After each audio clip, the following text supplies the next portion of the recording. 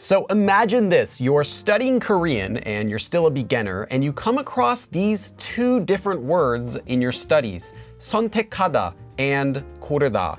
And you look them up in the dictionary and the definitions seem very similar. They both say to select or to choose or to pick. And you're not fluent in Korean yet, so you're not able to tell which one you should use or when you should use each one. First of all though, if you like this sort of video, please make sure to give this video a like and subscribe. And we're going to be talking a little bit about actually something called Sino-Korean in this video. Now, what is Sino-Korean? Well, in Korean, actually about 60% or so of the vocabulary that you see comes straight from the Chinese language. China, Sino. Sino-Korean is Korean words that actually came from Chinese originally. For example, the Korean word, let's just take this one, 태양, for the sun in the sky. 태양 comes from a Chinese word from characters that are today read in China as 타야오, I think, right? 타양. I can't. I'm a Korean teacher, okay, not a Chinese teacher.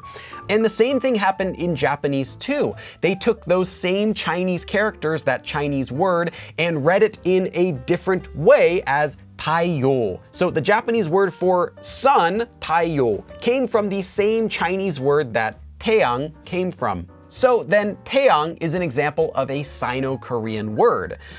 But there's another word for sun that's commonly used in Korean that is not Sino-Korean, and that is hae. Hae also means the sun, and it's a pure Korean word, meaning it didn't originally come from Chinese. It's not Sino-Korean. So then if you see both of these words, 태양, hae, which one should you use? Because they both seem to have the same meaning. 선택하다. This word comes from a Chinese word, so 선택하다 is a Sino-Korean verb. 고르다, however, did not. 고르다 is a pure Korean verb. So we have a similar sort of situation here. So because I don't like clickbait, and if you just want a quick answer, you can use either of these sets and you're not going to be wrong. But there are some differences when you pick one over the other. So the difference between picking 태양 and hae, or 선택하다 and 고르다, a Sino-Korean word versus a pure Korean word, is that when you use the Sino-Korean word over a pure Korean word, your Korean will have more of a formal, more of a fancy kind of feel to it. By formal, I mean, yeah, fancy, polite, boring, perhaps even a little bit cold. Anything that comes with being formal. For example, you get dressed up to go to a church event, formal. Or you're giving a speech, formal. Or you have to write an essay that's due the next day and you don't have enough time to research it, so you just look up in the dictionary to find a bunch of fancy words and put those in and hope that the teacher doesn't realize that you're not really saying anything important in the body of your essay. That kind of formal. So picking a Sino-Korean word over a pure Korean word has that sort of formal feeling. But in contrast, picking the pure Korean word over the Sino-Korean word is the opposite. So it makes your sentence sound a little bit less formal and therefore a little bit warmer or a little bit more casual or even more friendly sounding.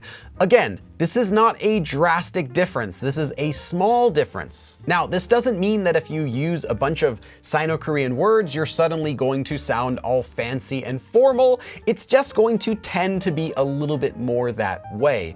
To give you an example, would you tell your friend to select a movie that they want to watch or pick a movie that they want to watch? Select, although it has the same meaning, has more of a fancy, a little bit more of a formal sound to it, or maybe choose than the word pick. So then how can you tell if a word is Sino-Korean or pure Korean so you can know which one to use? Well, there's an easy trick you can use, and it's called check the dictionary. If you go to Naver's dictionary, which is free online, or even any online Korean dictionary, and look up that word, it will show 한자 next to it. So Chinese characters next to that word if it is originally a Sino-Korean word. If it is not, it will not have any characters written next to it at all. But we're not done yet. So we've talked about how Sino-Korean and pure Korean words have slightly different feelings or nuances to them. But what about cases where those words actually do have slightly different uses? Let me show you what I mean. Let's say that you've searched and found these two words, 쓰다 and 사용하다. Now, both of these mean to use. So you know that you should check which of them is a pure Korean or Sino-Korean word, and you find out that 사용하다 has Chinese characters next to it in the dictionary, and 쓰다 does not. So 사용하다 is a Sino-Korean word, and 쓰다 is a pure Korean word.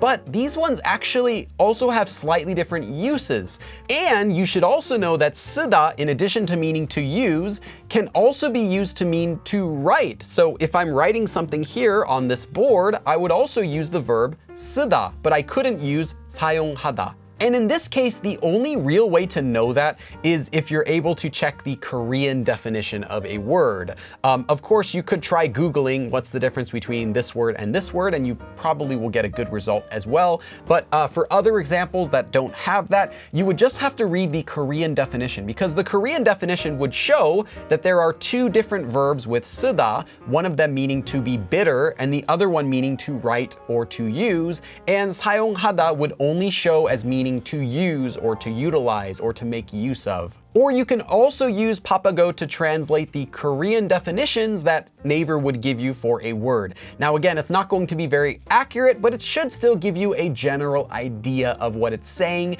at least enough so you can compare it with any other word. So then again, to summarize, anytime you're using Sino-Koreans, it has more of a formal or a fancy feeling to it, and anytime you use pure Korean words, it has more of a friendly or a warm or casual feeling to it. This also actually applies to the common phrases 감사합니다 and 고맙습니다 for thank you.